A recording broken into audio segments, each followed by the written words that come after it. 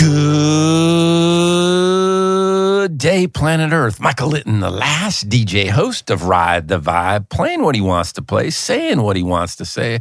Shout out to the late, great Tom Petty, broadcasting from the super wicked, cool, awesome DRS ATL studio right here in Roswell, Georgia.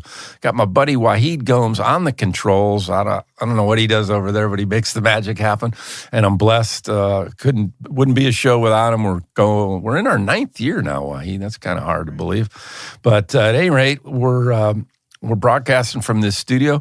And for those of you musicians that are interested in making money while you sleep, and who wouldn't be, Wahid has a boutique publishing business, Verde Music Group, do all that sync licensing stuff. I don't even know what that is, but Wahid could tell you all about it, so you definitely want to reach out to him.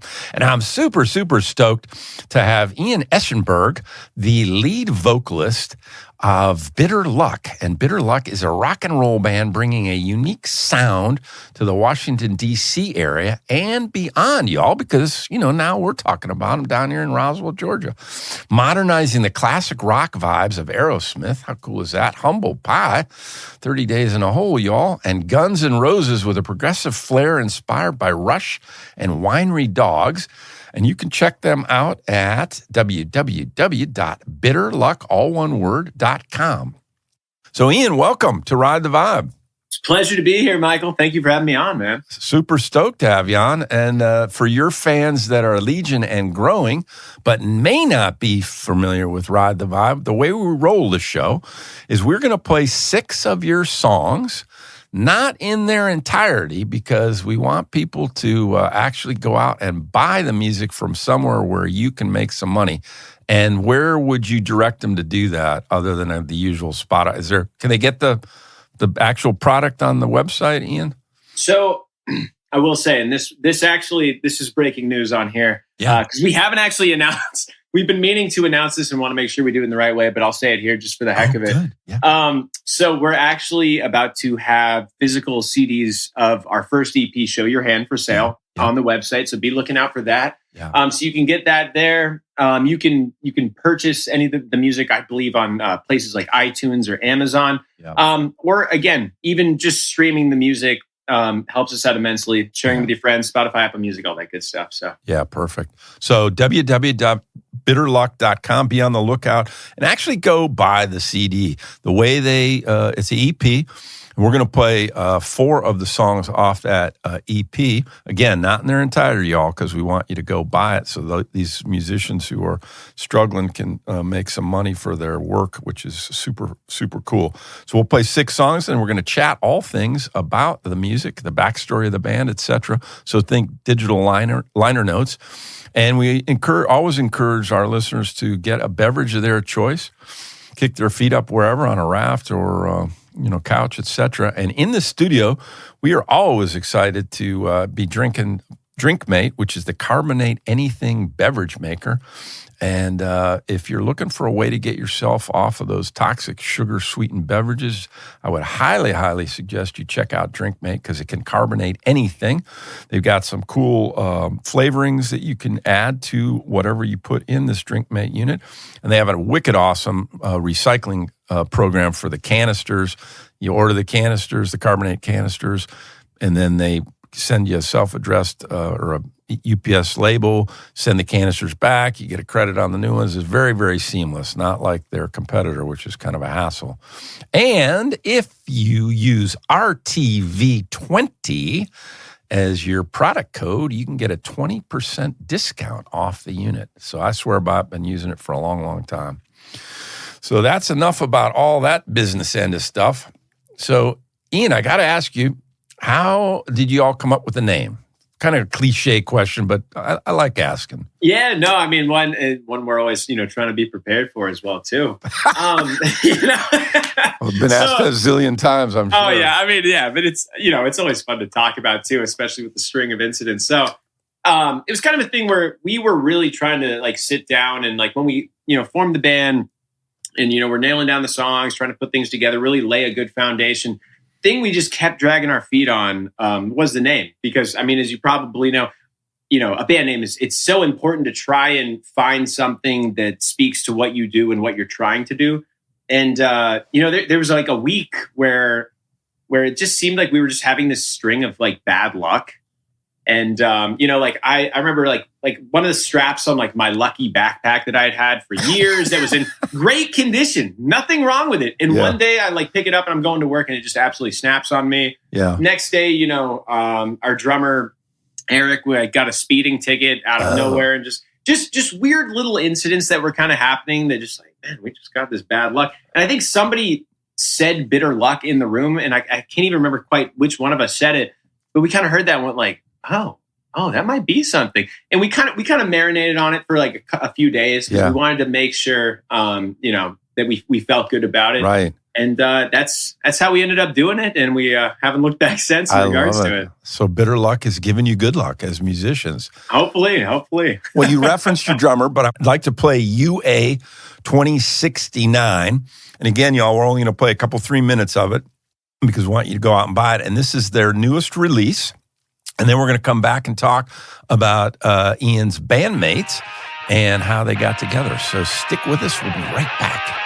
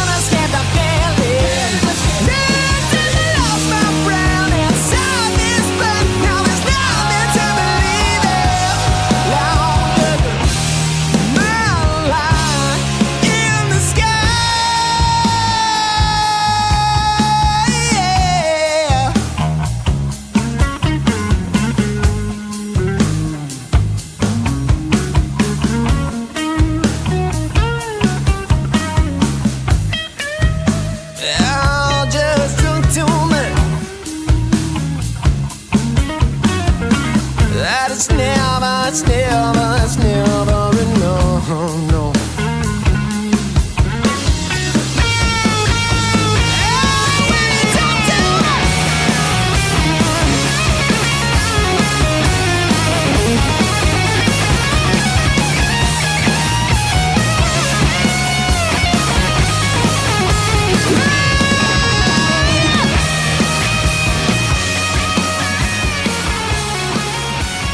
You are back on Ride the Vibe. Michael Litten, the last DJ host of the show, playing Bitter Luck's latest release, UA 2069. And that's the unedited version, y'all, because we can play that kind of thing here on Ride the Vibe because we're a podcast. They do have a radio edit. And talk about that song, Ian, and why you've got a radio edit and all that kind of stuff. And we teed up talking about your bandmates as well. Totally. So, I guess just touching upon the song just real quick before going into the bandmates thing. So this was a song, I'd been wanting to write it for a while. This was an experience I had on a plane about a decade ago. Young and dumb, of course. And I took a substance. I won't go into details. Well, you can if you want, because we're on a podcast. I just wouldn't want anybody to try and like recreate. Oh, replicate it. Okay. Exactly. So kids, you know what I mean? if you're listening, don't do this at home. Exactly. Because there's a consequence. Yeah, indeed. And yeah, I just took a little too much of a substance and got on about a 5 hour flight. Oh, and Lord. no entertainment system. Oh, middle God. seats. Just kind of losing my mind there between two women who just did not seem like they were having any part of it. I mean, I will say I did not leave the plane in a straitjacket or anything well, that's good. of that nature. So it worked out, but it was. So was it United? So United Airlines 20? That's the flight number. I will say that, and hopefully they won't sue us. Not really sure the legality of that. I got you. Okay, well, it might have been. It might. Yeah. All right. Well, we won't say any more. We'll segue right into your bandmates. Right. And Wahid can take that out if we need to, if they're going to really hassle us. No worries. But yeah, so with my bandmates, so to kind of give like the quick story, my drummer Eric and I were in a band prior to Bitter Luck. Okay. That's Eric Levy?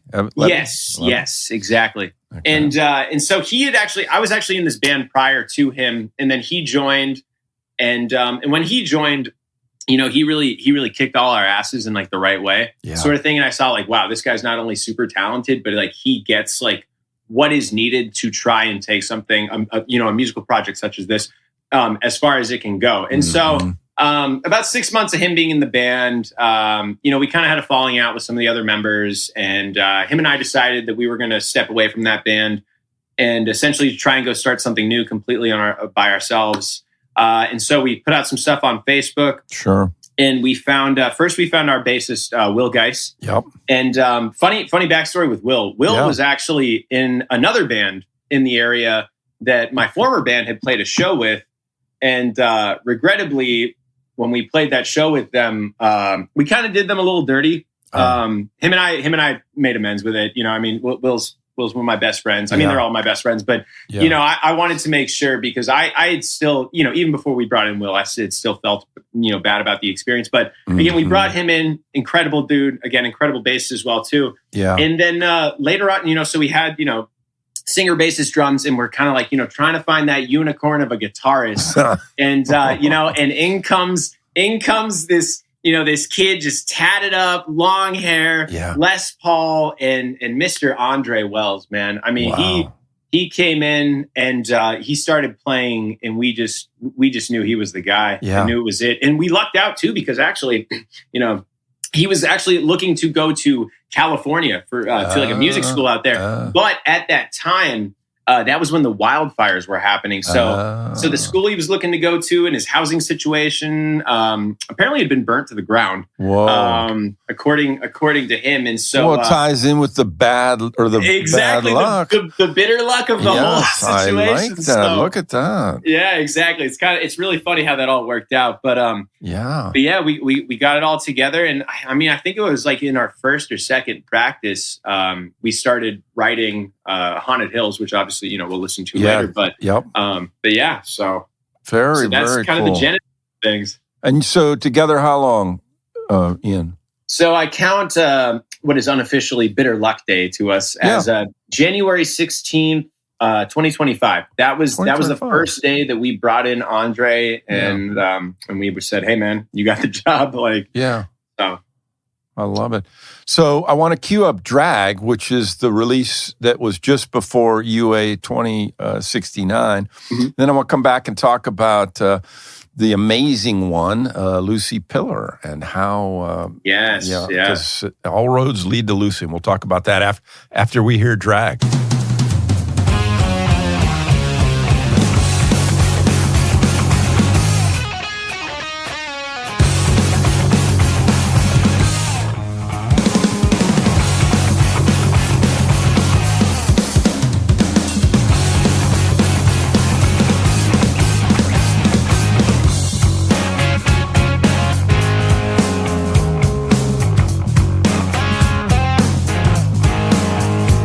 She was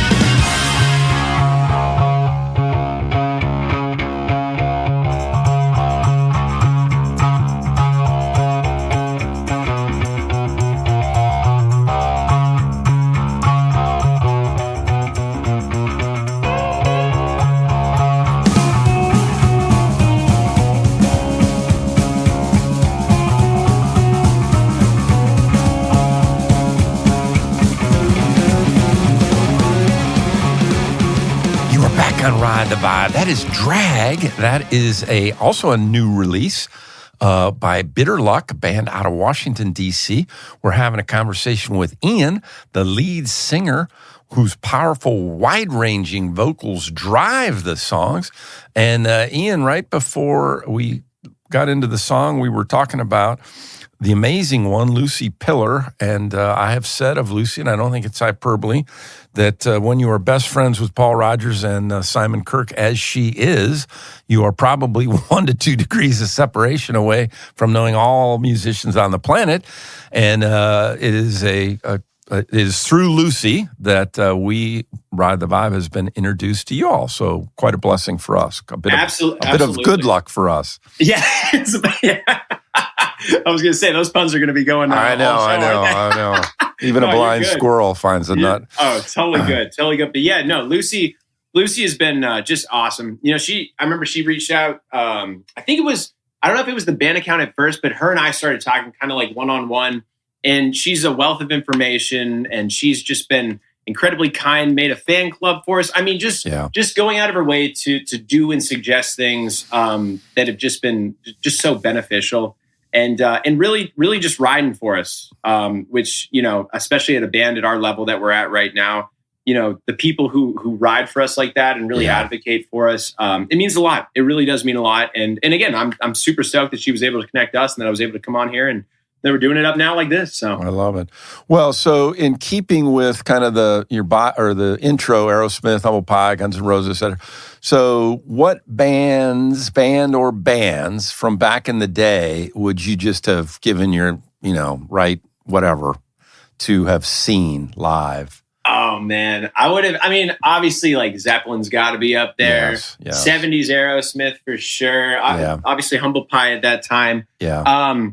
Trying to think. 70s Stones. I would have definitely. I love the Stones in the 60s too, but man, the Stones were firing on all cylinders in the 70s. It seems like, especially that early to mid 70s.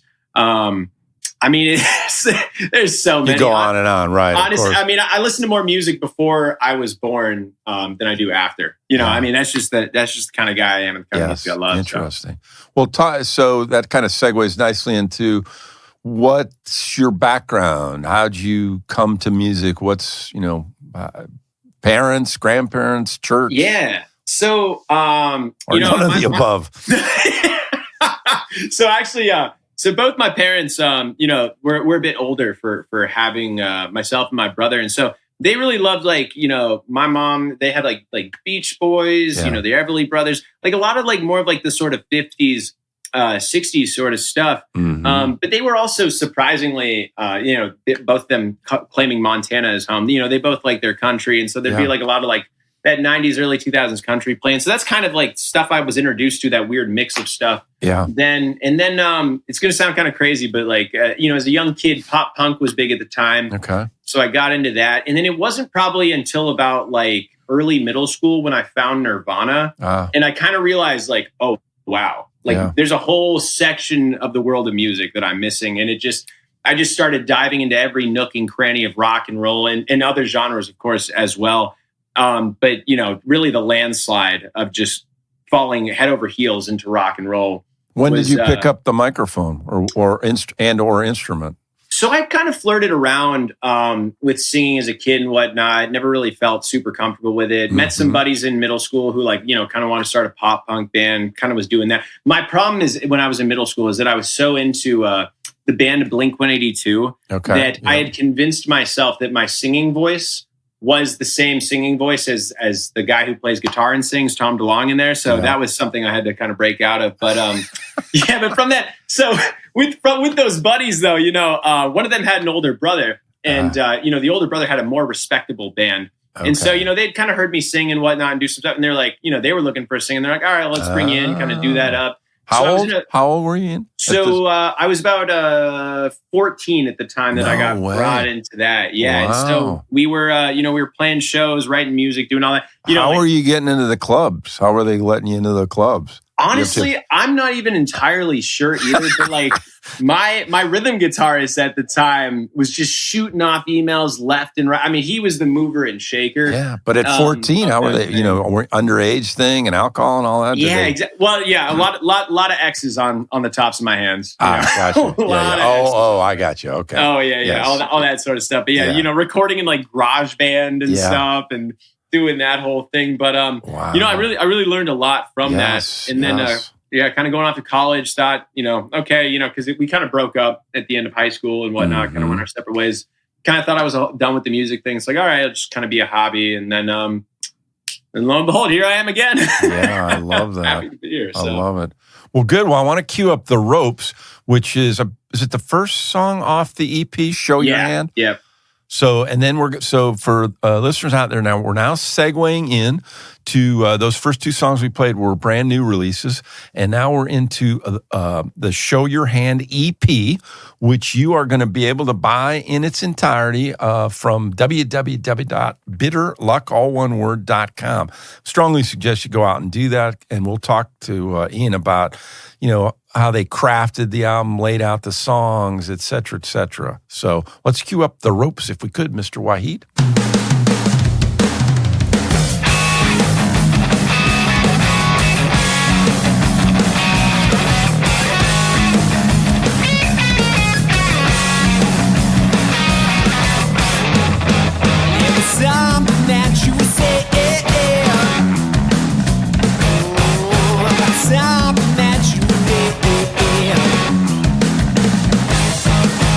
Seems to me your mask won't fail. That line that lives your way. I can see that you want to stay, but I just can't take another battle conversation. Please spare me of your goddamn sense. Am I making myself clear? And so, ego, you don't seem to know.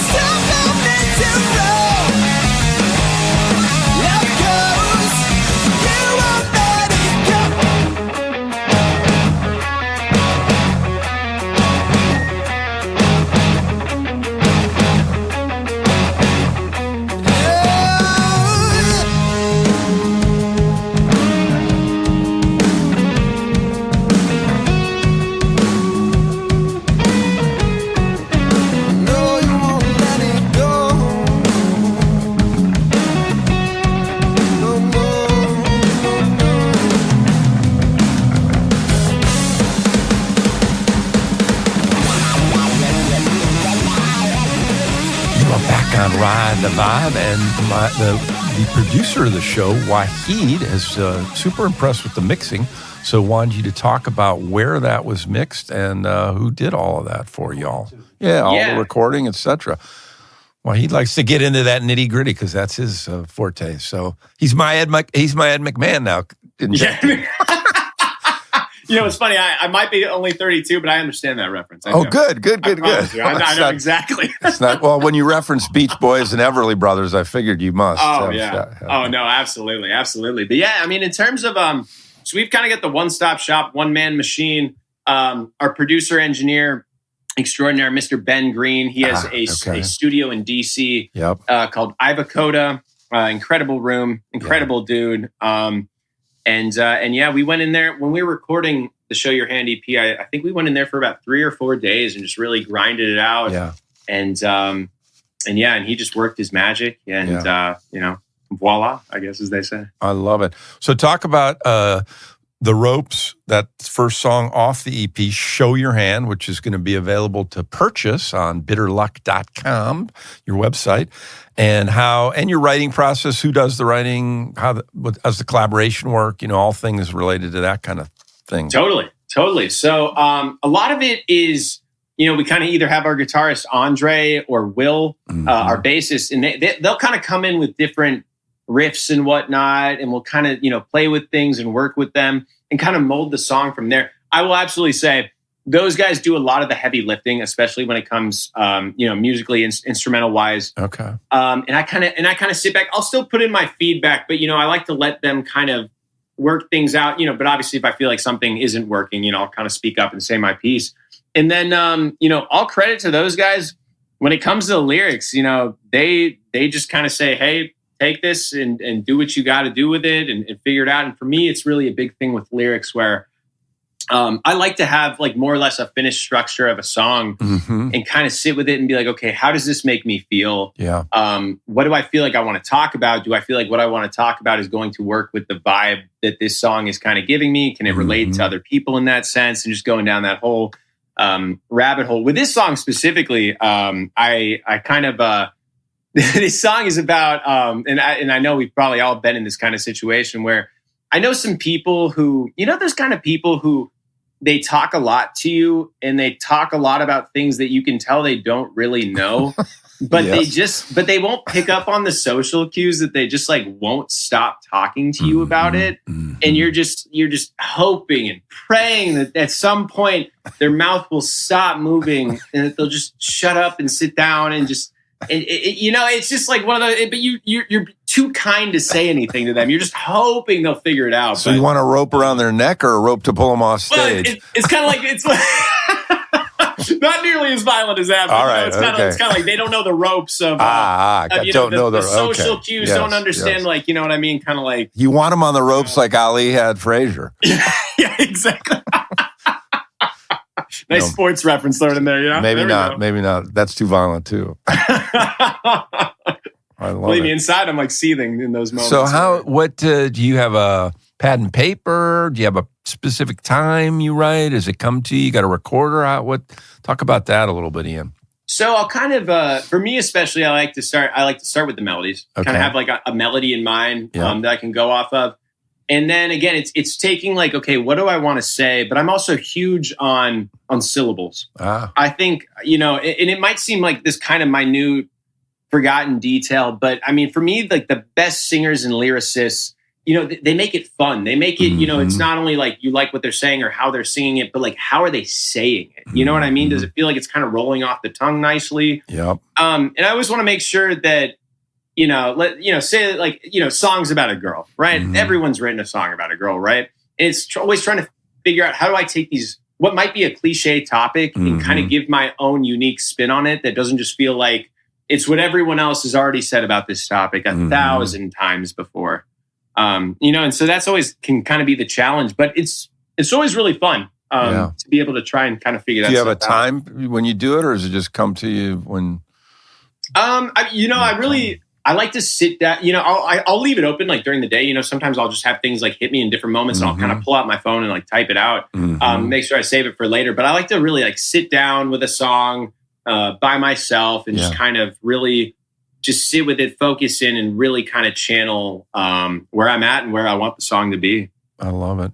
Well, we are going to take a very short break to support a sponsor near and dear to my heart, Foundation for Premature Infants. I was blessed to start this 501c3 advocating for these little people who literally have no voice. So we'll take a short break, and then we're going to come back and talk about more song stuff with Bitter Luck and Ian Eschenberg. The number of premature infants born in the United States each year, 380,000. That's 9.8% of the total births in the U.S. The Foundation for Premature Infants' mission is to advocate for the right of all premature infants to be cared for in a developmentally supportive and age-appropriate manner. Our vision is to ensure that Premature Infants' Bill of Rights is the standard of care for all babies born prematurely, 24 hours per day, 365 days per year, on all shifts, in every neonatal intensive care unit throughout the world. Please consider making a donation by visiting us on Facebook, Foundation for Premature Infants, or at our website, foundationforprematureinfants.org.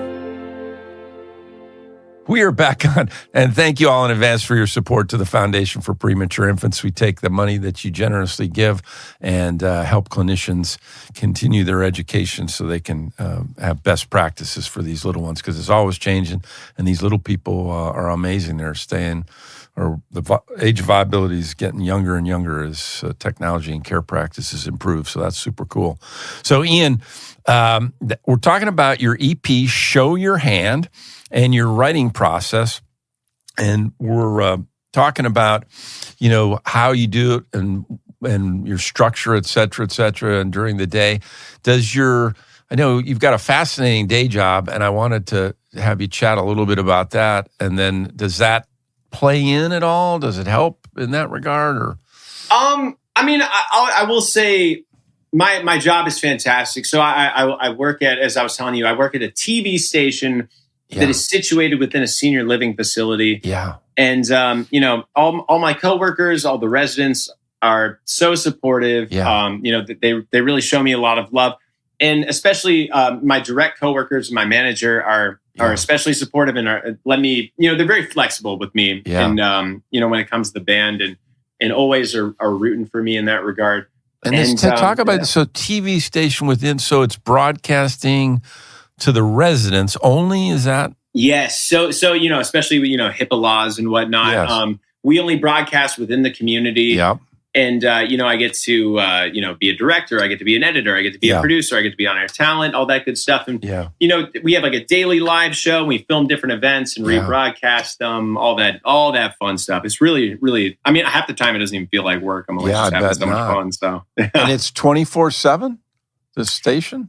In terms of like the scheduling, so like our hours are only 9 to 5 Monday through Friday, but in terms of our scheduling, we have stuff running all the time, 24/7. Oh yeah, I'll be darned. So content, but it's all self-enclosed within this facility, and you produce it all. And so, any plans to have any Bitter Luck performances per broadcast for the residents? It's maybe funny. Acoustic stuff. Exactly. And so the guys and I will admit, we haven't, and that's something we're kind of looking to do, but we haven't flirted with the acoustic side of an what unplugged we do as of yet. Exactly. And I think, honestly, I kind of think that might be part of the next evolution of things we're doing. But it's funny because people all the time, the residents... Well, it worked for MTV, I think, didn't it? Yeah, exactly. Well, it did for a while. I wish they would bring it back, do something more with it, honestly. Kind of blew up. Some of them were unbelievable. Oh, yeah, exactly. Like, especially with that Oasis performance and the way those brothers were bickering at each other. But that one I didn't see, but the Clapton one with Chuck Leavell on keyboards was pretty special. Oh, yeah. That was an amazing one. But yeah, the residents are always asking me, they're like, "Oh, when's your band going to come play here?" Yeah, and I'm always like, "How about you go listen to our music and then come back and let me know if you." But acoustically, acoustically, yeah. But we need to we just need to dive into that and kind of play with that more. All right. Well, as I mentioned in the run up to the show, we've got a good buddy of ours, Mike Natchez, who has this fantastic small event center, the Sandbox, and his wife is in this unbelievable band called the T-Tones. So think high-end 3-part a cappella harmonies, a.k.a. Andrews Sisters. So there may be a way to connect the two of you all and have them broadcasted into the studio or something. I don't know, just thinking off the top of my head. But we'll explore that a little bit offline. Well, let's, Wahid, if we could, cue up No Vanity, which I believe, correct me if I'm wrong, Ian, this is the second song off the EP, Show Your Hand? Indeed. Beautiful. Well, let's cue that up. And again, y'all, we're only playing a couple, 3 minutes because we want you to go to their website because you can buy this thing pretty soon off that website. And we're going to come back and talk about how they ordered the songs and the process to that because there's a method to the madness.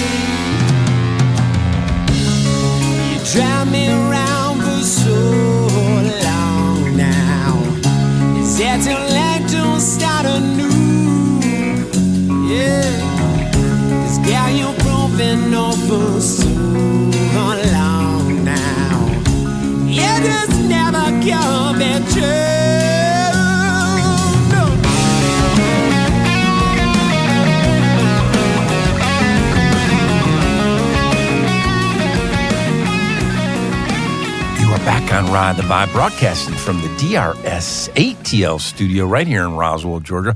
Super cool place to come if you're looking for a great professional studio, and Wahid Gomes to help you out. Also, his Verde music publishing business is a way you can make some money while you sleep for those musicians out there looking to do sync licensing stuff, which I know very little about, but Wahid's an expert in, so you definitely want to talk to him. That was No Vanity off of the Show Your Hand debut EP by Bitter Luck. We're having a conversation with Ian, the lead singer. And Ian, talk about that song, No Vanity, and your decision to do an EP. The first 2 songs were single releases.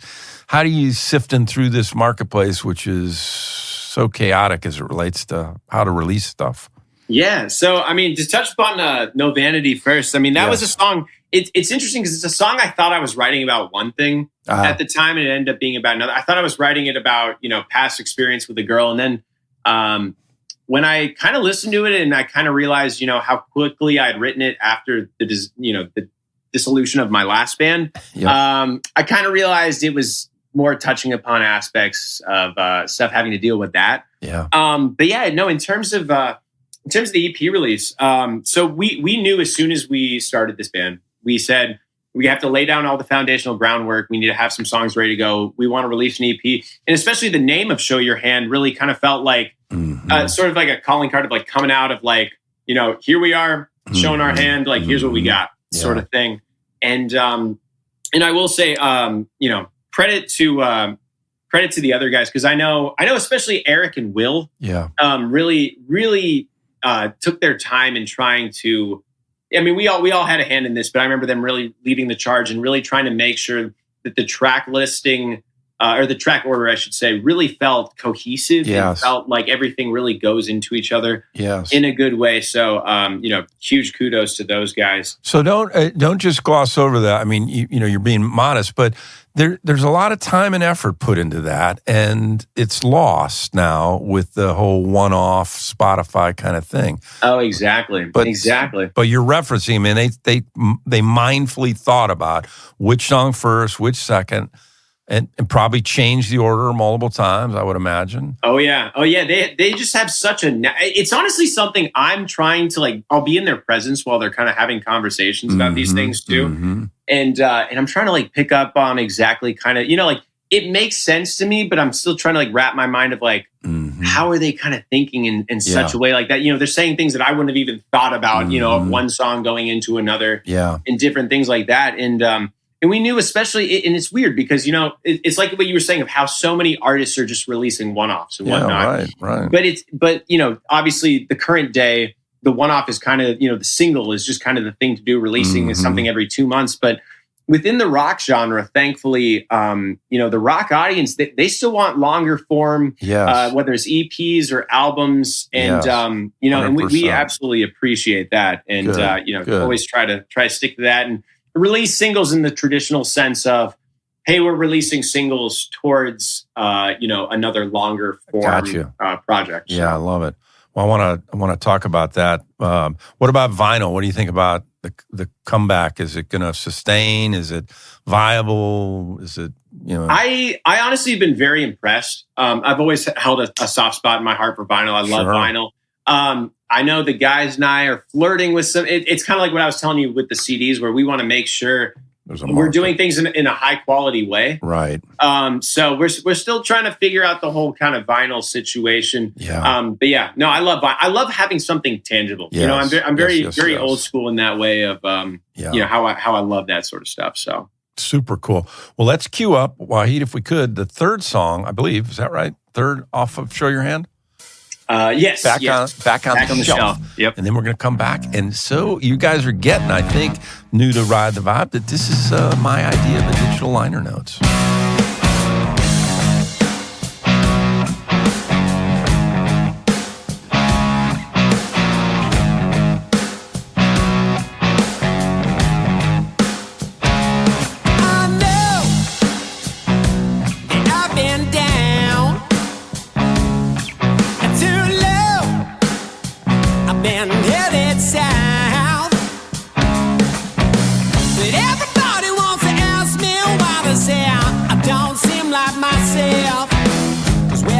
Forget the feeling like I should be put back on the shelf.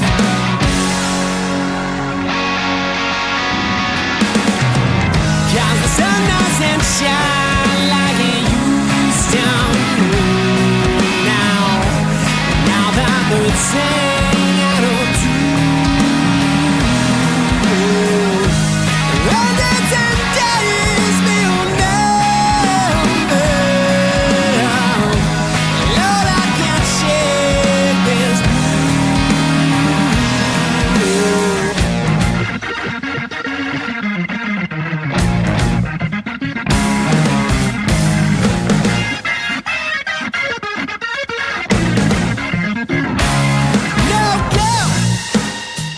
in the dead of night. Is it so? There's no end in sight. Everybody wants to tell me they're good for how to save myself, but nothing seems to shake the feeling like I should be put back on the shelf. Cause the sun doesn't shine like it used to. Now that birds sing out of tune. Hundreds of days will number. Lord, I can't shake these blues.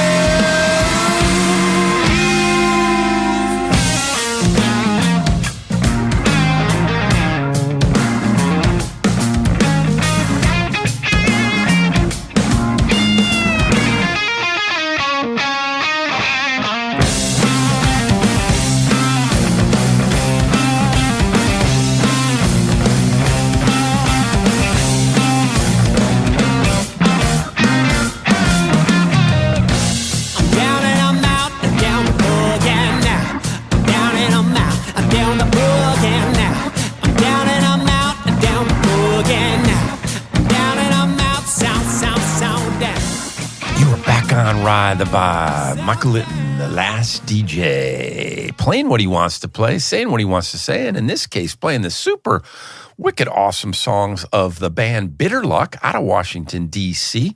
But, you know, they are going to be blowing it up all over the planet because the music is so great. That song was Back on the Shelf. That's, I believe, the third track off of their debut album, Show Your Hand. And Ian, talk about that song, and then I've queued up a kind of interesting question for you. So Totally. talk about this song. Yeah, so Back on the Shelf, really fun song to make. I mean, as you probably heard, just the instrumentation and what the guys are doing in there. Yeah. You know, I was kind of dealing with some rougher stuff at the time too, so I kind of channeled what I was dealing with into, you know, a song kind of about you know, depression, feeling like, you know, there's kind of no way out of certain things, feeling like, you know, the sun doesn't shine, birds are singing out of tune. Actually, I stole that. If you know Peter and Gordon, A World Without Love. Little 60s hit back in the day, you know, and sometimes I'll kind of do that. Like, and I don't want to, I'm going to say something. I'm not anywhere near close to this guy, but I kind of like to do like what John Lennon would sort of do back in the day. Yeah. Where he'd take like a line from a song and then he'd kind of build off of it. Yeah. I mean, in that scenario, I like. Do you have to be careful with that? Didn't Harrison get sued for that? By what was it? Oh man, who was it? That's a big one. That's tough. That was a tough one for him. That's such a Anyway, you'll have to all you out there because neither Ian or I are remembering exactly who sued him, but right now it was one of those girl groups. It was one of those girl groups. I remember like the Cordettes or something, or oh man, I'm gonna remember right after this is done. Yeah. But at any rate, enough about that. But so you used a line in that song, woven into that song. Very cool.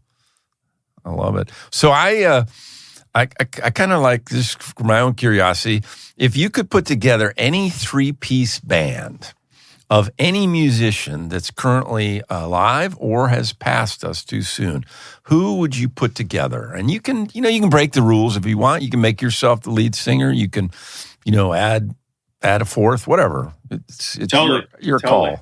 So I think with the list of guys that I would go with, I think I'm putting Lemmy Kilmister on vocals and bass. Yes. I think I'm putting Jimmy Page on guitar. Okay. Yeah. And then I think this I don't know if you're seeing this one come. Mitch Mitchell on drums. Honest, yeah. I thought Mitch Mitchell. I still think he's one of the most underrated drummers in all of rock music. Yes. And he doesn't get his praises sung enough for what he did with Jimi Hendrix and the Experience, of course.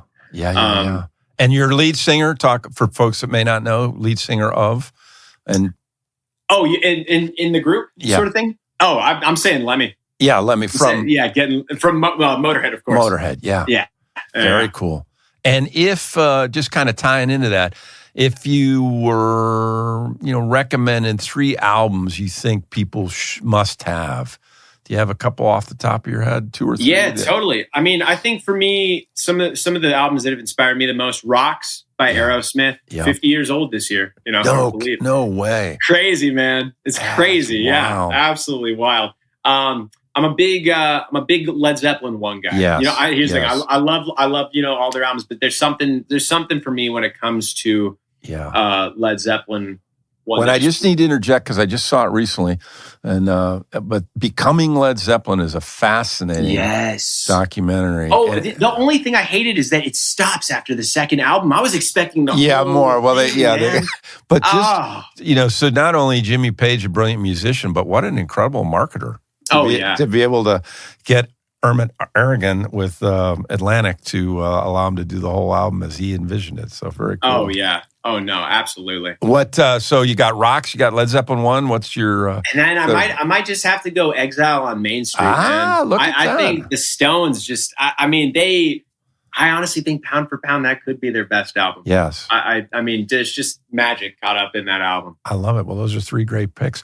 Well, enough about those guys who've already made it big, but back to Bitter Luck, who is going to blow it up and make it big, as they are already doing. But we're going to play Haunted Hills, which is the 5th, perhaps, or last song on the EP. Yep, last song on the EP. Song on the EP, Show Your Hand, which all you can get and buy and should from bitterluck.com. And that's the place to go to keep current on all things Bitter Luck, where they're going to be playing, get the EP, and then we're going to talk about their future projects and gigs after we play a couple minutes of Haunted Hills.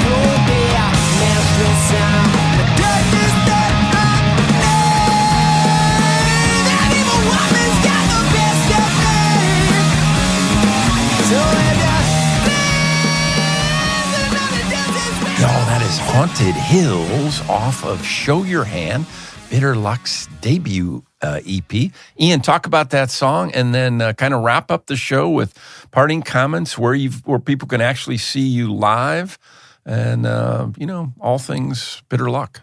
Absolutely. So that was, I think as I talked about earlier with you, Michael, that was the first song we ever wrote as a band. Wow. And we wrote that essentially in our first when we first brought in our guitarist Andre and kind of solidified things, and we're just like, hey, let's see what we can do, and that's what we came up with. And I don't know why I decided to write about this, but I did. The lyrics are about Elvira, Mistress of the Dark, which you're probably gonna be like, oh, you must be some huge fan, this, that, and the other. It's funny. I've only seen bits of, the public access show she used to have back in the day. Never actually seen any of the movies, but I remember seeing her back in Knott's Berry Farm when she would perform there for like their Halloween nights. Yeah. And I always just kind of knew her by like, mainstream culture sort of proxy. Yeah. I don't know why. I just kind of felt inspired to just write this ode to her. And it was, she's got some wonderful features. Would love to meet her someday. Cassandra Peterson, of course. Yeah. That was something special when we did that, and we kind of knew we had something going. But yeah, looking ahead. So we've got a few gigs coming up. We're going to be playing kind of down in the Chesapeake area at something called D7 Fest. It's kind of a play off of the M3 Fest, and that's going to be Saturday, August 8th. And then looking ahead later in August, we're going to be playing in DC at a venue called Pearl Street Warehouse, opening up for a band called Blacktop Mojo, and then another band as well that I know Lucy's very familiar with, 7 Year Witch as well too. So super excited for those. We've got some other gigs that aren't quite confirmed, but we're in the talks with some different things, all that sort of stuff. So, check us out at our website, on Instagram, Facebook, all that stuff. Stay in the know. Would love to connect with people. So very cool. And then what about future EP album? Stay tuned. Okay, Stay very tuned. Good, very good. Keep those ears open. All right, but in the meantime, go to Bitter Luck, sign up for the mailing list, or buy this current EP, Show Your Hand. And it'll be up there soon. Not quite yet, but we should have it up by ideally next week. I love it. Well, and so one parting question. What recommendation would you give to those at the beginning of their musical journey, Ian? I would say hone your craft as much as possible. make sure you're bringing in good people who all have the same vision as you. Again, make sure you're creating a quality sound, and honestly, take it as far as you can go. Don't leave anything up to chance. Take it on yourself. Do what you got to do. Learn. If you don't know how to do something, learn and just make it happen. Love it. Well, y'all, we are out of here. We just had a fantastic conversation with Ian Eschenberg, the powerful, wide-ranging vocalist for Bitter Luck. And we're out of here, y'all.